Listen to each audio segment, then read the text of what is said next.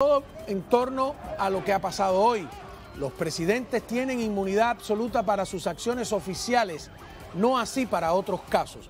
Eso fue lo que a grandes rasgos concluyó la Corte Suprema en lo que sería otra importante victoria, vamos a analizar si sí o no, para Donald Trump poco después de su éxito en el debate presidencial. Así que analizaremos lo que textualmente dice el fallo judicial de la Corte Suprema y por supuesto cuáles serían sus consecuencias y nada, tendremos para ello a un experto en la mesa. Muy buenas noches y bienvenidos a Fondo.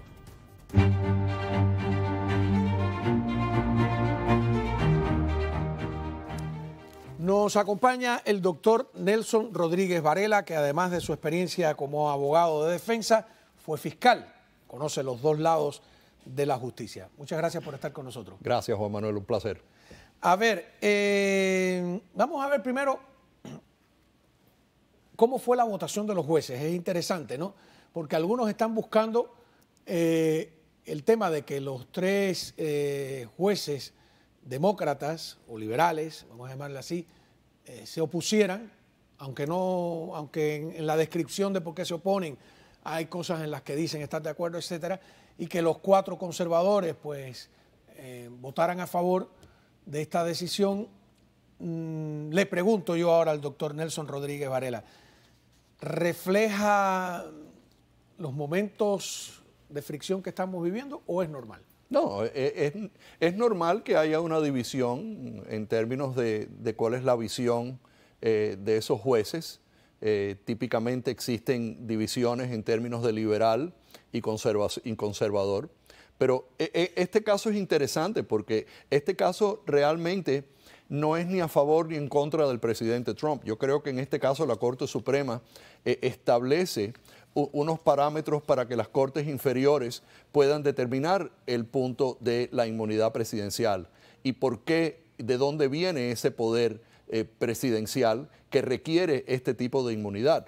Entonces lo que ellos han creado es un esquema donde primeramente dicen el artículo 2 de la Constitución establece los poderes presidenciales. El presidente, sin duda alguna, es el que preside y el jefe de la sección ejecutiva, de la parte ejecutiva, de la rama ejecutiva de la democracia que es los Estados Unidos. Y como tal, pues puede actuar de cierta forma, bajo las condiciones en las cuales se desempeña ese tipo de labor, debe de hacerlo sin el miedo de que puede ser encausado criminalmente si se equivoca.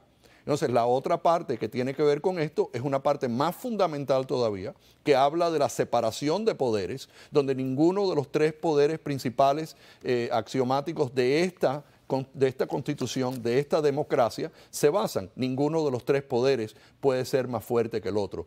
Y el presidente retiene cierta inmunidad en términos de cuando él toma acción con esos poderes garantizados por la Constitución o por actos de Congreso en el entorno a su función como presidente de los Estados Unidos.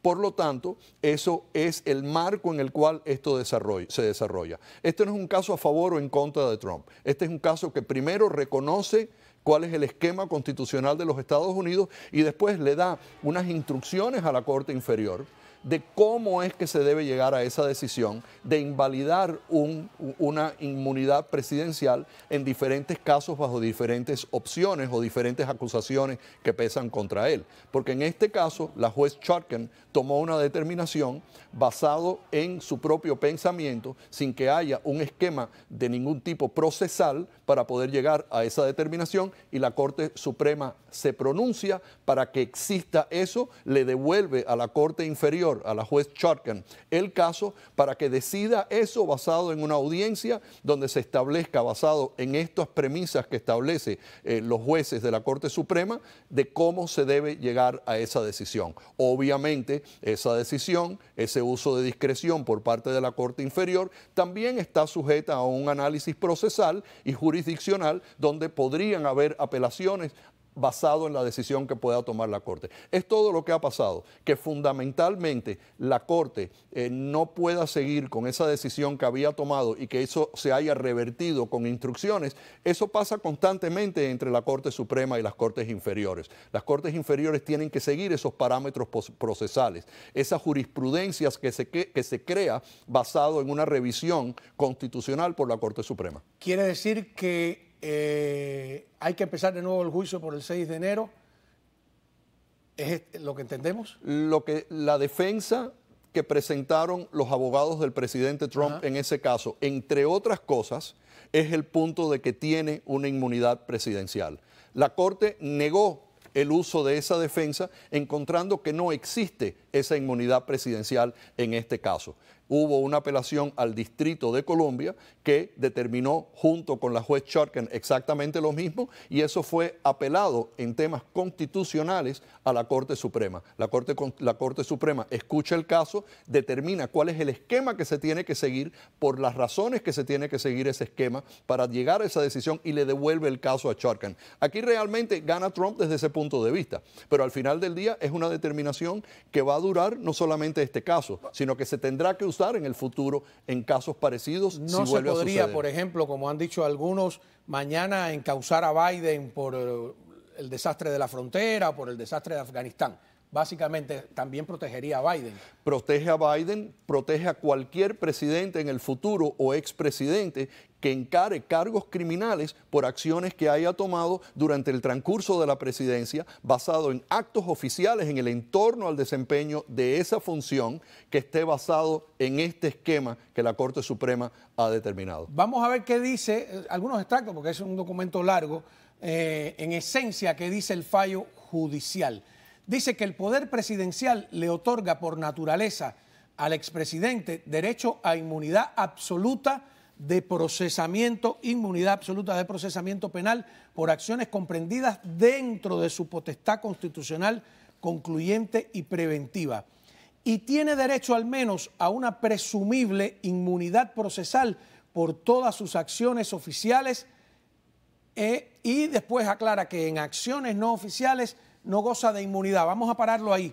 Entonces, esto es en esencia, por las acciones, tiene inmunidad por todas las acciones oficiales, pero si comete un delito común, no tiene ningún tipo de inmunidad. Claro, porque tiene que ser en el entorno a su función legal como presidente de los Estados Unidos y basado en los poderes otorgados a la presidencia de los Estados Unidos por ser el presidente y por ser el líder de la rama ejecutiva principalmente. La decisión está basada en que él es el líder de la rama ejecutiva y está basado en separaciones de poderes. Pero hay que entender algo. La Corte Suprema hace una distinción que es un poco leve y difícil de entender, porque unos poderes presidenciales responden a la Constitución. Tiene esos poderes presidenciales de actuar de cierta forma, mandato constitucional.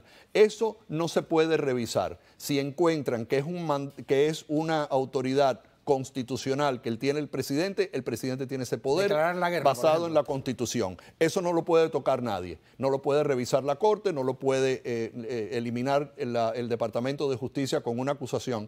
Pero hay otros deberes presidenciales y hay otras autoridades presidenciales que responden a un acto de Congreso, que responden a otras leyes y a otros factores. Y ahí es donde la Corte dice, no hay una inmunidad absoluta, pero sí hay una inmunidad que se presume que la tiene, donde entonces los fiscales en un caso tendrían que ofrecer pruebas de que eso no se hizo basado en esa autoridad o que se excedió o abusó de su autoridad, y entonces él puede hacer eso siempre y cuando eso no cambie la balanza y no se inmiscuya en los deberes y la separación de poderes que existe en la rama ejecutiva. Pregunta concretas, ¿no? Porque aquí todo está pasado por el tamiz político, estamos en año electoral y un año electoral complicado.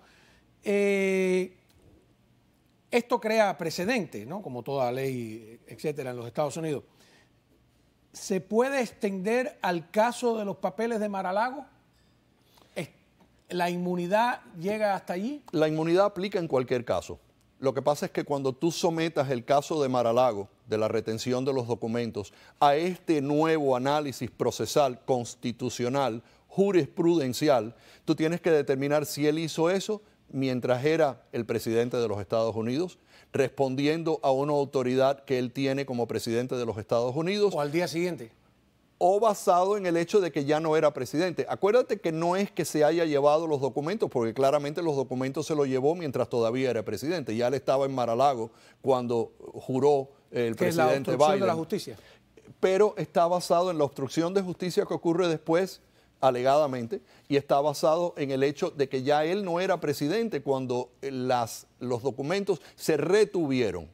No es que necesariamente se los haya llevado, cuando se los llevó era presidente, pero retenerlos es la violación que está acusada, junto con la obstrucción de justicia, que también podría o no radicar una decisión en eso basado en otra determinación que hizo la Corte Suprema con respecto a la aplicabilidad de obstrucción de justicia al cargo de los individuos que atacaron el Capitolio en el 6 de enero. A la vuelta vamos a hablar de las consecuencias a corto, mediano y largo plazo. Concreto, una pregunta que dejo pendiente para responder cuando regresemos.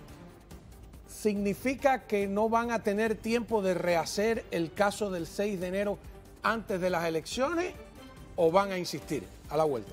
Ariel Joyería, donde más cash, vamos por tus prendas. A ver, continuamos aquí de manera balanceada, tratar de... Eso no es una victoria para Trump. El doctor Nelson Rodríguez Varela me dice que mitad y mitad. ¿Por qué? Bueno, porque por una parte queda invalida la decisión de la Corte Inferior de que la defensa no puede invalidar ese cargo basado en los argumentos que hicieron de la inmunidad presidencial. Pero por otra parte, el esquema que la Corte Suprema escoge y presenta en esta opinión de más de 110 páginas es puramente constitucional. Está basado en mucha jurisprudencia, aunque este es un caso de primera impresión. Se habla del artículo 2. ¿Qué es un caso de primera impresión? Un caso de primera impresión es que tú nunca, por ejemplo, en este caso, tú nunca has visto un presidente que ha sido acusado de cargos criminales. Okay.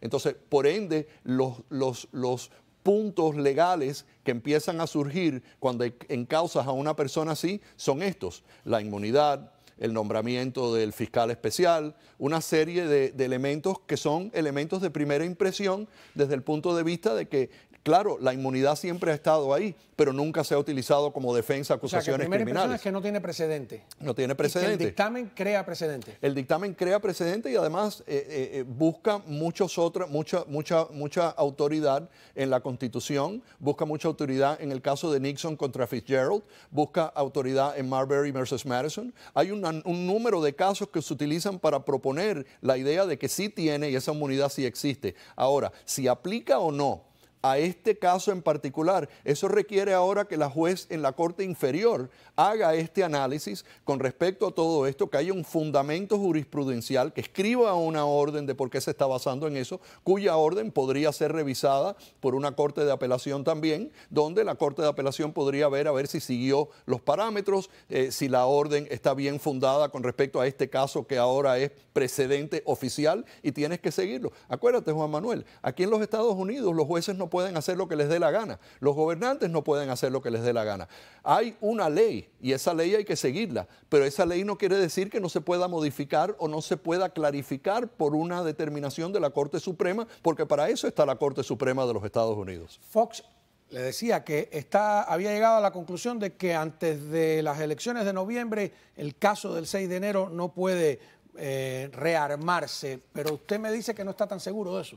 Mira, el sistema criminal en la Corte Criminal Federal está diseñado para proteger los derechos del acusado. Punto. No te dice qué tipo de acusado, no te dice si el acusado es blanco, negro, hombre, mujer, republicano o demócrata. Está diseñado para ofrecer garantías constitucionales de un juicio justo, de un abogado que te defienda, de que la fiscalía pruebe más allá de una duda razonable todos los elementos del crimen por los cuales tú estás acusado, ¿verdad? Entonces, por lo tanto, la juez ahora tiene que recibir esta determinación, tiene que analizar esta determinación, tiene que determinar cuándo va a haber una audiencia con respecto a encontrar esto, porque esto va a ser algo que ambas partes van a tener que someter sus escritos a la Corte. Puede haber una audiencia específica o debe de haberla. Ella tiene que formular una opinión y esto no se espera. Acuérdate, el caso ha sido detenido desde hace tiempo. Todavía quedan muchas cosas por hacer que la Corte ha dicho no procede y ha estado parado. Entonces, todo eso se tiene que hacer. Las mociones y las presentaciones que se tienen que hacer basado en este dictamen. Claramente, si la Corte toma la posición de que el caso tiene que ir a juicio en 2 o 3 meses, ella lo puede hacer, pero no lo puede hacer balanceando los intereses importantes y fundamentales de un juicio justo para el acusado en este caso, porque entonces se tiene que ver con las Cortes de Apelaciones y este caso podría regresar a la Corte Suprema de los Estados Unidos si hay un abuso de discreción o si no se sigue con particularidad las decisiones que se han tomado aquí en términos del proceso a seguir. A ver, ¿qué más dice el dictamen? Dice, al menos con respecto, ya usted lo había señalado, al ejercicio por parte del presidente de sus poderes constitucionales básicos, esta inmunidad debe ser absoluta. En cuanto al resto de sus acciones oficiales, tiene derecho al menos a una presumible inmunidad, que es lo que usted estaba explicando.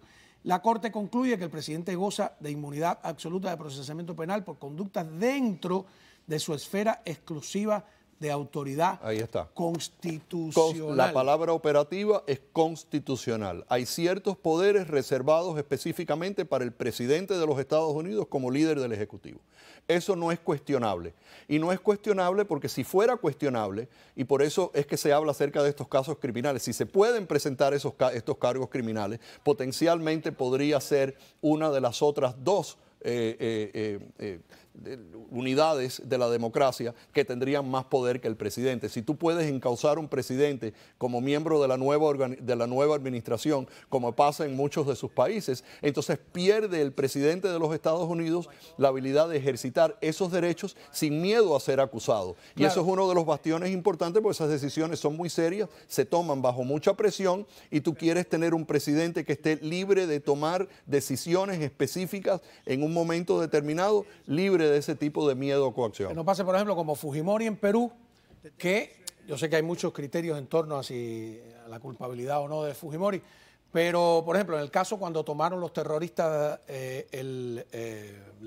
la casa del embajador de Japón, que había una fiesta, tuvieron como 200 rehenes y él ordena pues recuperar la casa del embajador y yo creo que prácticamente todos los terroristas terminaron muertos. Hay todo un proceso para encausarle por crímenes de lesa humanidad, etcétera. Eso no podría hacerse así. Si aquí alguien toma una embajada y él da una orden de evacuarla, tiene inmunidad, ¿no? Porque tú quieres que el presidente pueda hacer esas cosas. Vamos a hablar acerca del 11 de septiembre. Chocaron dos aviones, se estrellan contra las Torres Gemelas en New York.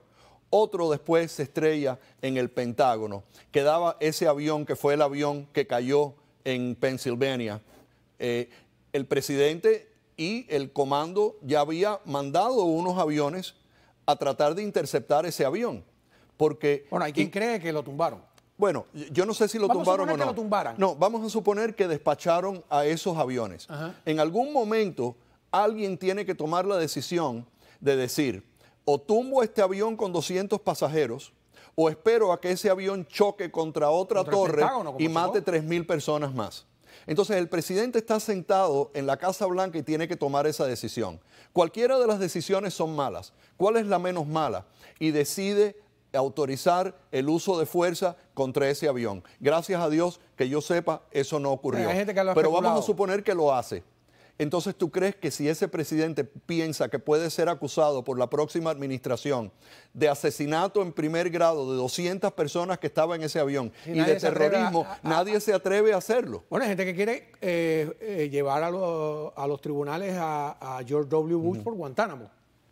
Bueno, igual que hay gente que quiere procesar a Biden por lo de la frontera o por otras cuestiones. Y yo creo que eso es tan malo como lo que está sucediendo con el presidente Trump. Yo no creo que llegar a los extremos de que una administración juzgue a la administración antigua es algo lógico y es algo apropiado para preservar la democracia. O sea, que usted está de acuerdo y esta decisión de la Corte Suprema es una decisión que establece parámetros para poder examinar esos temas para poder determinar si una acusación puede pesar contra un expresidente o no debe pesar contra un expresidente. El dique de contención que existe en esta nación en contra de que empiece a ocurrir lo que ocurre en nuestros países se llama la Constitución y tienes que seguirla. Y la Corte Suprema de los Estados Unidos, en su potestad absoluta, son los que determinan cuáles son estos puntos constitucionales. Pero aquí viene otro problema. ¿Cómo diferenciar?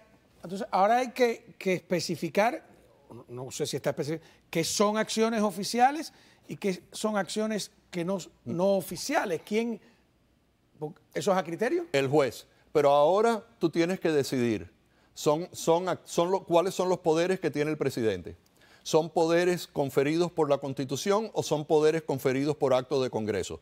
Si es un poder absoluto, constitucional, es absoluto, no lo puedes mirar. Si encuentras que las acciones del presidente caen en esa parte, tú tienes que desestimar esa parte de la evidencia. Si tú encuentras que es la otra parte, que no es constitucional, sino que está basado en leyes, la Fiscalía puede rebatir y la Corte tiene que determinar si eso infringe en los poderes ejecutivos. Hay un esquema para todo eso. Y además la Corte Suprema, que es algo que no se habla mucho, habla acerca de los límites externos de las responsabilidades oficiales del presidente. Y eso tiene que ver que existe en el períferi de esas autoridades que tiene el presidente y esos poderes presidenciales, poderes que son ancillarios a esos poderes oficiales, que también, basado en un análisis, podría ser utilizado para extender esa inmunidad a esas acciones. Por ejemplo, cuando el presidente llama al secretario de Estado en Georgia, el señor Raffensperger, para cuestionarlo acerca de esos votos. Eso podría caer bajo esos poderes en la periferia. De eso. A ver, ahí donde voy yo, ¿hasta dónde llega eso? El caso no solo de Mar-a-Lago, el caso de Georgia. Y también quiero preguntarle, cuando regresemos de la pausa, que usted me responda, el 11 de julio van a dictar sentencia en el caso de Nueva York. Algunos están vaticinando que le van a ir a la yugular, como dicen, con la sentencia, ¿no? Que incluso podrían meterlo preso.